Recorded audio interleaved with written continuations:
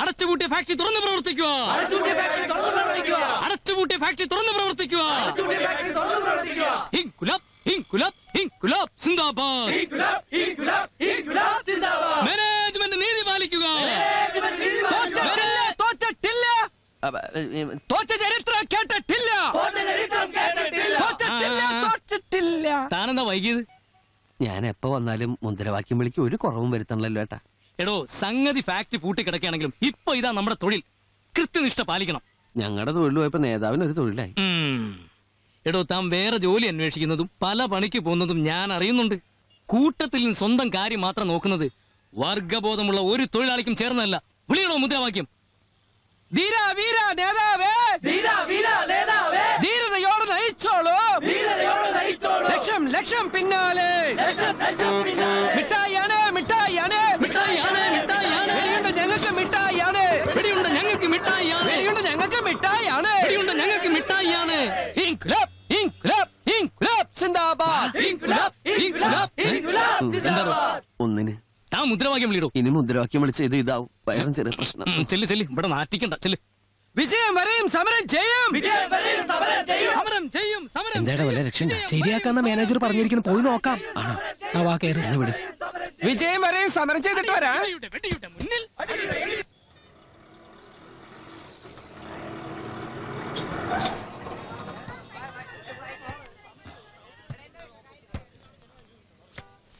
എന്ത് വേഷ സച്ചേട്ടത്? ഒരു ജോലിക്കൊക്കെ പോകുമ്പോ നല്ല എക്സിക്യൂട്ടീവ് ഷർട്ടൊക്കെ ഇടണ്ടേ? എക്സിക്യൂട്ടീവ് ഷർട്ട് നിന്റെ അപ്പം വാങ്ങിച്ചെന്നുണ്ടാ? ഇതങ്ങോട്ട് കഴുത്തി കിട്ടി. ഇത് എവിടെ നിന്ന് ചൂണ്ടിയത്? ഇതാ സെന്റ് മേരീസ് സ്കൂളിൽ പഠിക്കുന്ന ഒരു പെൺകുട്ടിയുടെ യൂണിഫോം ടൈയാ. ആ പാന്റ് അങ്ങോട്ട് അടിച്ചേ, എന്നിട്ട് അതങ്ങോട്ട് കിട്ടും. പാന്റ് അടിച്ചിട്ട് ഇത് കെട്ടാനാ? എടാ, അത് ഇന്ത്യൻ ടൈയാ. അതല്ല, പാന്റ് അടിച്ചിട്ട് ഇത് കഴുത്തി കെട്ടാൻ. ഇത് കഴുത്തി കെട്ടാൻ എന്തിനാ പാന്റ് അടിക്കണേ? ഇങ്ങോട്ട് തന്നെ ഞാൻ കാണിച്ചത്. നീ കാണിക്കണേ, നിന്റെ പാന്റും പിടിക്കണേ. പെണ്ണുങ്ങള് ഞങ്ങൾ തമ്മിലൊന്നും ഇല്ലാട്ടോ. എന്താ നീ എന്താ ഉദ്ദേശിക്കുന്നേ? എന്താ എന്തുള്ളിലിട്ടിരിക്കണേ? എന്താ നീ എന്നെ വല്ല അണ്ടർവെയറിന്റെ പരസ്യത്തിനാണോ കൊണ്ടോണേ? ആ ഷർട്ട് ഒന്ന് ഇൻസെർട്ട് ചെയ്തിട്ട് ഒന്ന് ഡീസന്റ് ആവിട്ടാ. അത് ശരി. നിനക്ക് ഇത് അവിടെ വെച്ച് പറഞ്ഞ പോരായിരുന്നോ? നീ അവിടെ തിരിഞ്ഞേ. ഓ, ഞാൻ ഡീസന്റ് ആയിക്കോളാം.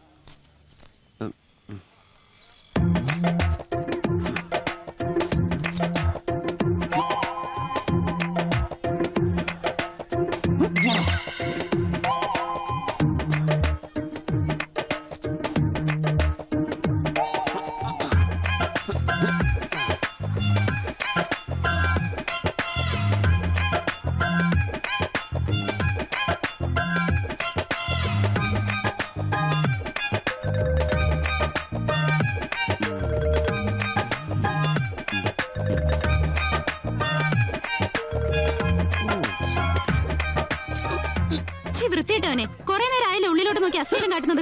എന്താ എനിക്ക് വേണ്ടത്? സോറി ചേച്ചി, എന്നെ ഇൻസൾട്ട് ചെയ്യരുത്. മേലെ ഞാൻ സ്ത്രീകളുടെ മുമ്പിൽ സിബിടില്ല. സോറി.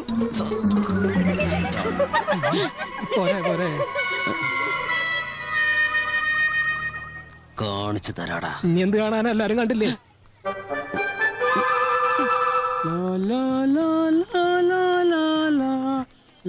വേറെന്തെങ്കിലും നല്ല ജോലി ചെയ്ത് ജീവിക്കണോ? വെറുതെ ഒരു മനുഷ്യായുസ് കളയാതെ. കഷ്ടം.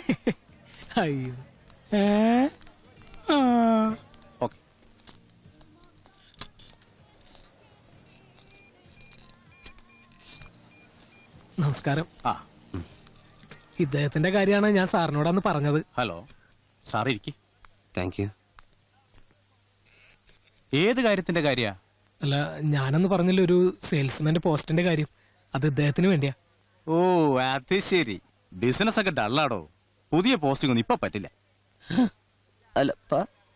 അയ്യോ, അങ്ങനെ പറയരുത് സാറേ. സാറേ എനിക്ക് വാക്ക് തന്നതല്ലേ. ആ പോസ്റ്റ് പോയടോ. പിന്നൊരു പണിയുണ്ട്. ആ ജോലിക്ക് ഇത്രയും വേറെ പിടിക്കേണ്ട കാര്യമില്ല. ശ്വാസം വിട്ടേക്ക് മാഷേ. ഇതാണ് എന്റെ സ്ഥായി ഭാവം സാർ. ബാക്കിയെല്ലാം ജോലി കിട്ടാൻ വേണ്ടി ഇവൻ വച്ച് കെട്ടി തന്നതാ. ഒരു പാർട്ട് ടൈം ജോലിയാ. തന്റെ സ്ഥായി ഭാവം ഒന്നും പുറത്തു കാണിക്കാൻ പറ്റില്ല. ഡെയിലി 3 മണിക്കൂർ. എന്താ തനിക്ക് പറ്റുമോ? പറ്റും സാർ. എന്നെ എന്ത് ജോലിക്കും പറ്റും. എന്ത് ജോലിയെന്ന് ഞാൻ ചോദിക്കുന്നില്ല. ശമ്പളം മാത്രം കിട്ടിയാ മതി. ഇനിയിപ്പോ ജോലി ഇല്ലെങ്കിൽ കൂടി കുഴപ്പമില്ല. ശമ്പളം കൃത്യമായിട്ട് തന്നാ മതി. അല്ല, അങ്ങനെ ഒരു അവസ്ഥയിലാണ് ഞാനിപ്പോ. ഒന്നേ വാ.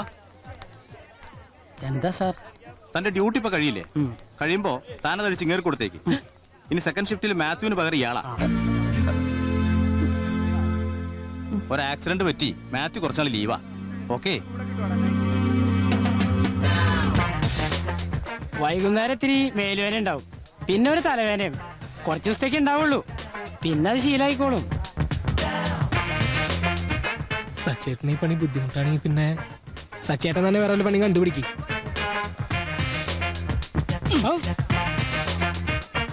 ഒരു തരൂ ചേട്ടാ.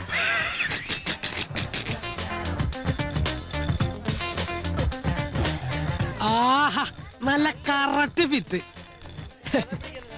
ഇയാളെക്കാളും കറക്റ്റ് ഫിറ്റ് സച്ചേട്ടനാ. അതിനേക്കാളും കറക്റ്റ് ഫിറ്റ് ആയിട്ട് ഒരാളുണ്ട്. അതായിരുന്നു ഇവന്റെ അപ്പൻ. ഞാൻ വിട്ടോട്ടെ മാഷെ, നിങ്ങൾ വരുമ്പോ എൻട്രൻസിൽ ഞാൻ നിൽക്കുന്നുണ്ടായിരുന്നില്ലേ, അതുപോലെ ചെന്ന് നിന്ന് അങ്ങോട്ടും ഇങ്ങോട്ടും ദേ ഇങ്ങനെ അങ്ങനെ തലയേറ്റാ മതി. കുറച്ച് എന്ത് പണ്ടാറായാലും മുഖാരും കാണൂല്ലോ. ഇഷ്ടം പോലെ കടക്കാരുടെ ശല്യമുള്ള സ്ഥിതിക്ക് സച്ചേട്ടൻ സ്ഥിരാക്കി കൂടെ? നിന്റെ 16 അടിയന്തരം കഴിഞ്ഞിട്ട് സ്ഥിരാക്കടാ, മുമ്പിൽ പോടാ. നാറിയിട്ട് പാടില്ല, ഒരു ഓക്സിജൻ മാസ്ക് ഫിറ്റ് ചെയ്യണം. ദൈവമേ, മുഖടിച്ചൊന്നും വീഴല്ലേ. ഓ,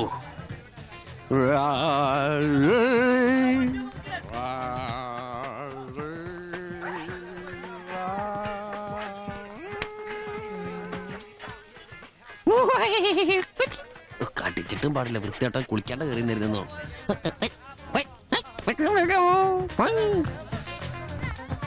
welcome. Hey, look at the furniture, baby. Hi. Hey, rabbit. ഓ, എല്ലാം കലങ്ങി. ഈ പൂത്താങ്കിരി കുസ്തിക്കാരനാ.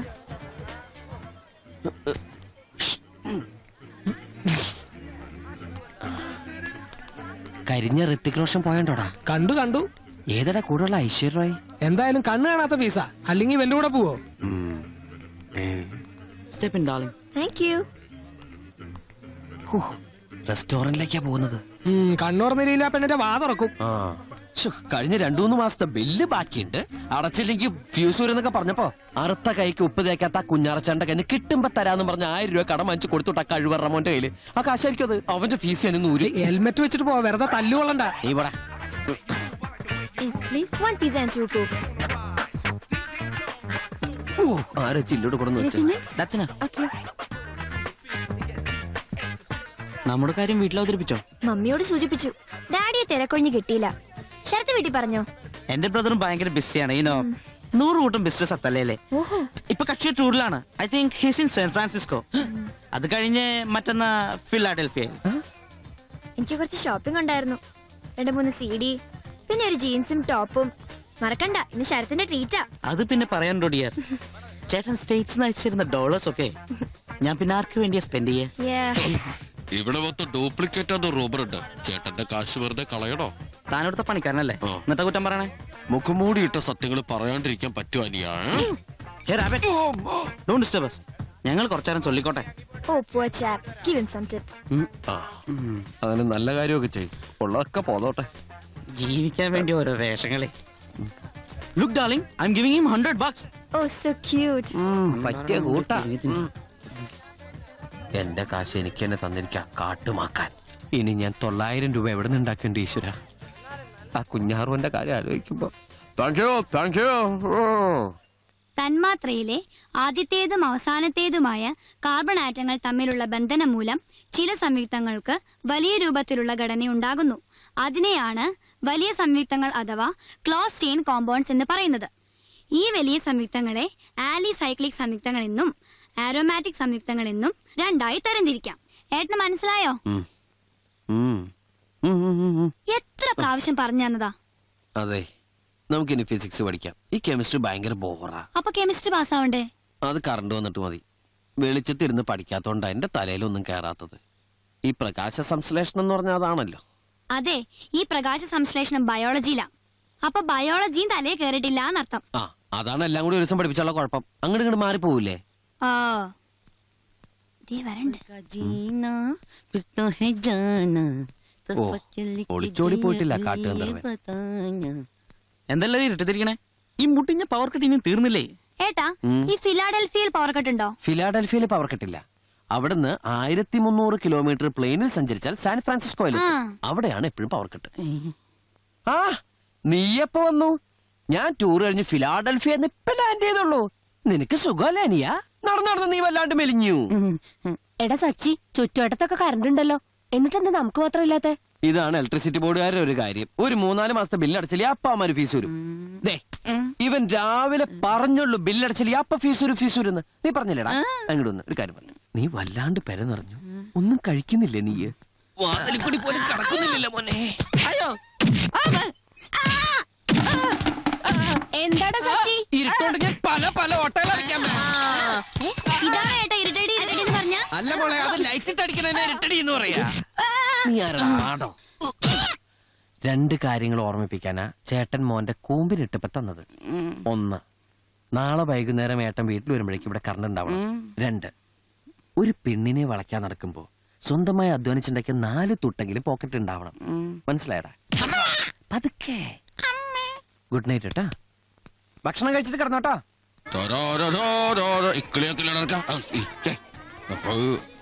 Thank you. ബൈ. 10 രൂപ.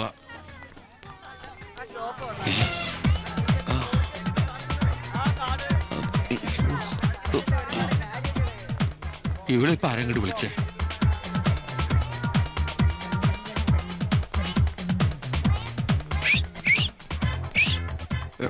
വെൽക്കം.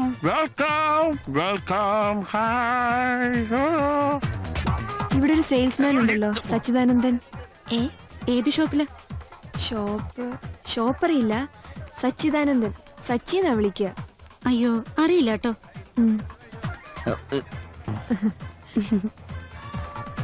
ഇവളെന്തിനാ എന്നെ അന്വേഷിക്കണത്? അത് ഈ പെണ്ണിന്റെ കൂടെ.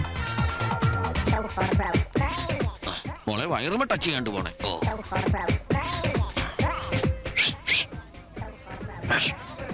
ഞാൻ വാ.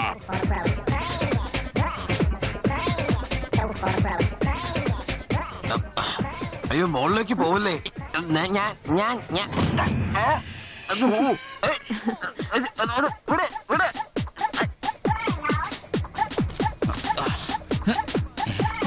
തല പുറത്തു കാണിക്കട്ടോ. ഒന്ന് ഞെക്കിത്താരെങ്കിലും.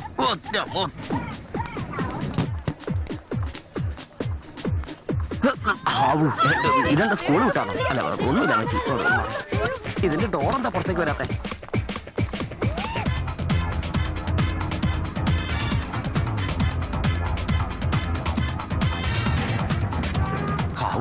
ഞാൻ വിചാരിച്ച ആകാശത്തേക്ക് പോയത്. വരുന്നുണ്ട്.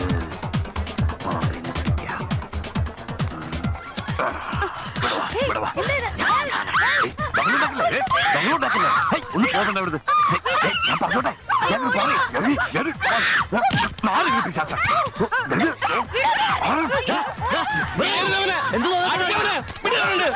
ഒന്നുമില്ല, ടൈം പാസ്.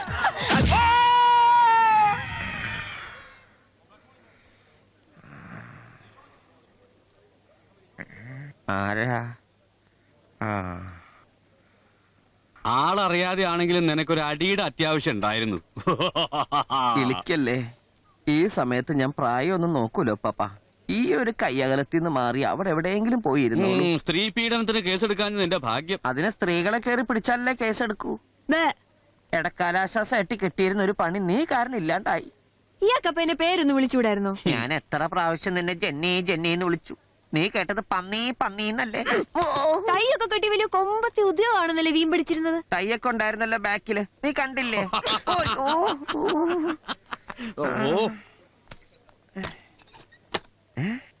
എന്താ അവിടെ എഴുതണത്? കണക്ക്. ഡോക്ടറെ കണ്ടതും സ്റ്റിച്ചിട്ട വകയിലും പിന്നെ അവിടെ നിന്ന് ഇവിടെ വരെ ഓട്ടോറിക്ഷ പിടിച്ചു വന്നതും എല്ലാം കൂടെ കൂട്ടി 310 രൂപ. മറന്നു വന്നു. പിന്നെ 60 രൂപ മെഡിക്കൽ ഷോപ്പിൽ നിന്ന് മരുന്ന് വാങ്ങിയത്. അപ്പൊ എല്ലാം കൂടെ കൂട്ടി 370 രൂപ. അത് ആ കുട്ടിയല്ലേ കൊടുത്തത്? അതിന് ഇയാളെന്തിനാ കണക്കെഴുതുന്നേ? അത് തൽക്കാലത്തേക്ക് ഒരു അഡ്ജസ്റ്റ്മെന്റ്. നാളെ കാലത്ത് ഞാൻ തിരിച്ചു കൊടുക്കൂലേ? ഇയാളെ പോലെ അല്ല ഞാൻ. എനിക്കേ അഭിമാനമുണ്ട്. അത് നീ എനിക്കിട്ടൊന്ന് ആക്കിയതാണല്ലോ.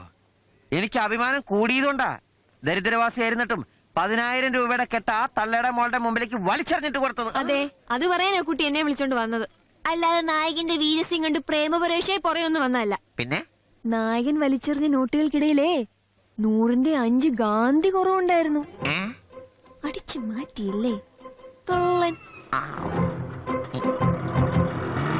ഇവിടെ ഒന്ന് വെയിറ്റ് ചെയ്യണേ.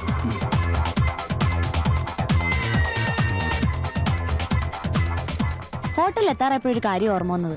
അതാ ഓട്ടത്തിന് തിരിച്ചു വന്നേ. നമസ്കാരം സേട്ടു പാപ്പ. ഇന്നലെ ഇവിടെ വന്നു പോയപ്പോ അമ്മ പറഞ്ഞു സേട്ടു പാപ്പന്റെ കയ്യില് പഴയ റെക്കോർഡ്സിന്റെ നിറയെ കളക്ഷൻസ് ഉണ്ടെന്ന്. എവിടെ ഒന്ന് കാണാൻ പറ്റുമോ? ഓ അതിനെന്താ, ഒരുപാട് ഉണ്ടായിരുന്നാണ് കേട്ടാ. ഒക്കെ ഓരോരുത്തർ കൊണ്ടുപോയി അങ്ങനെ ഇങ്ങനെയൊക്കെ പോയി.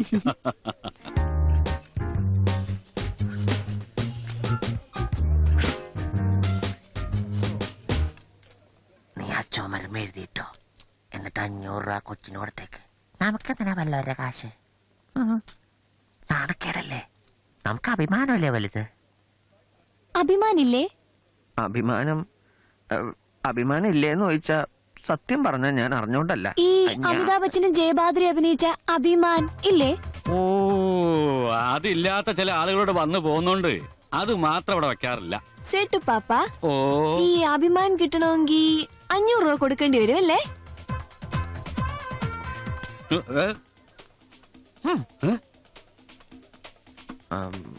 500 രൂപ എടുത്തേ. ഒരു 500 രൂപ തരാൻ. ഈ സമയത്ത് ഞാൻ പ്രായം നോക്കൂല മോനെ. ഈ കയ്യകലത്തുനിന്ന് മാറി നിന്നേക്ക്.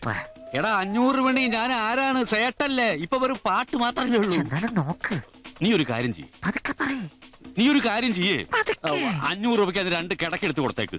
കിടക്കായിട്ട് കൊടുത്താ തെറ്റിദ്ധരിക്കില്ലേ? എന്നാ പിന്നെ നീ വേറൊരു കാര്യം ചെയ്യ്. എന്താ? എന്നെ അങ്ങോട്ട് പണയം വെച്ച് എന്നിട്ട് കിട്ടണ അങ്ങോട്ട് കൊടുത്തേക്ക്.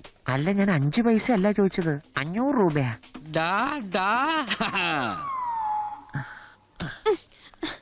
ആ പെൺകൊച്ചിന്റെ മുമ്പിൽ ചെന്ന് നാറ്റിക്കരുത്. എന്റെ അഭിമാനം. അഭിമാൻ നേരത്തെ ഇവിടെ ഉണ്ടായിരുന്നോ? നേരത്തെ ഉണ്ടായിരുന്നു, കുറച്ചു നേരം മുമ്പ് വിറ്റത്. എന്നെ പറ്റി എന്താ വിചാരിച്ച്? വെറുതെ ഇരിക്കുന്ന അമിതാഭ് ബച്ചനെ ജയബാദുരൊന്നും ഇതിൽ പിടിച്ച് വലിച്ചെടുക്കേണ്ട കാര്യമൊന്നുമില്ല. അങ്ങനെ ഇതിൽ പൊക്കോണ്ടെന്ന് വെച്ച് ഞാനെന്താ അങ്ങനെ കണ്ട പേടിക്കുന്നു വിചാരിച്ചോ? ഞാൻ കണ്ടിട്ടുണ്ട് അമിതാഭ് ബച്ചന്റെ സിനിമയൊക്കെ, എനിക്ക് അങ്ങനെ നന്നായിട്ട് അറിയാം. അല്ല പിന്നെ എല്ലാരോടും കുറെ നേരമായി അഭിമാൻ അഭിമാൻ അഭിമാൻ. 500 രൂപ തന്നിട്ടാണെങ്കിൽ ഞാൻ കൂലിപ്പണി എടുക്കും. അല്ല, കൂലിപ്പണി എടുത്തിട്ടാണെങ്കിൽ 500 രൂപ തിരിച്ചു തരും. നിനക്കാൻ വച്ചണ്ടാ യൂട്യൂബ് ബ്രൂട്ടസി. കൊറേ നേരമായി നിക്കണ്. കൊറേ നേരം ഓടണോ? എന്റെ വഴി ഇങ്ങടാ. ചേട്ടാ ഒന്ന് ആശുപത്രി വരെ കൊണ്ടുപോകും. മൂക്കിന്റെ ബ്രിഡ്ജ് പോയി. ഒന്ന് വേഗം എടുക്കട്ടാ, സ്റ്റിച്ച് പൊട്ടി. പോ.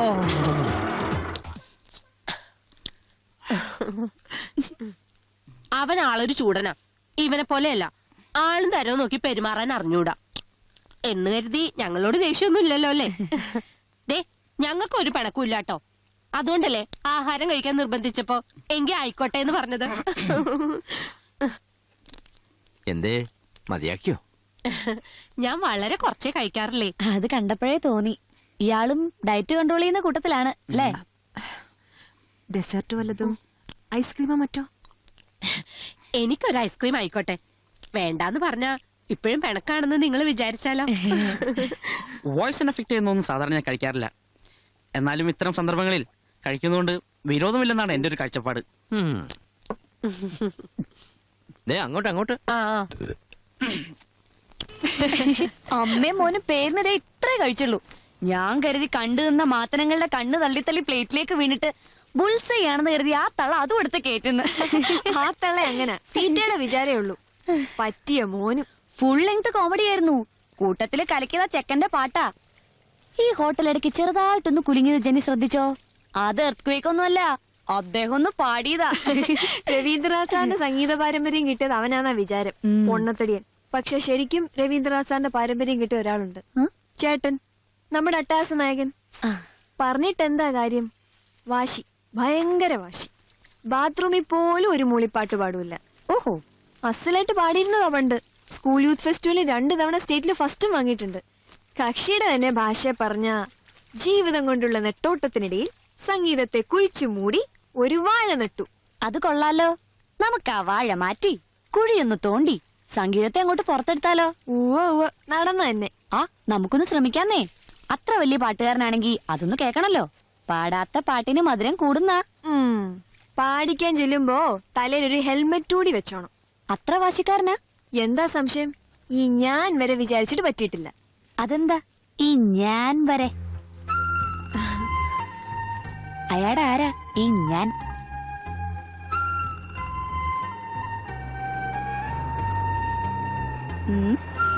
അയാളെ പറ്റി പറയുമ്പോ 100 നാക്കാണല്ലോ. എന്താണ്? അയ്യേ, എന്ത്? ഒരു സ്മെല്ല് വരുന്നുണ്ടോ ഇവിടെയൊക്കെ? എന്ത് സ്മെൽ? ഒരുമാതിരി പ്രത്യേക ഗന്ധം. ഈ പ്രേമത്തിന്റെ സുഗന്ധം. ആ സുഗന്ധം കൂടെ കടി ചെന്നാ മതി. എപ്പോഴെങ്കിലും ചെന്ന് നോക്കിയിട്ടുണ്ടോ? ഏയ്, എനിക്കങ്ങനെയൊന്നുമില്ല. ചെറുപ്പം തൊട്ടുള്ള പരിചയം അത്ര തന്നെ. എന്തോ ആ പറച്ചിൽ തന്നെ ഉണ്ടല്ലോ ഒരവലക്ഷണം. അതോ മൂപ്പര് സംഗീതം കുഴിച്ചു മൂടി വാഴ നട്ട പോലെ ഇവിടെ ഇതും കുഴിച്ചു മൂടി വാഴ നട്ടിട്ടുണ്ടോ? ഞാൻ പോട്ടെ, എനിക്ക് ഡ്യൂട്ടിയുടെ ടൈം. അവിടെ നിക്ക്. ഇത് കണ്ടുപിടിക്കാനുള്ള മെറ്റൽ ഡിറ്റക്ടർ എന്റെ അടുത്തുണ്ട്.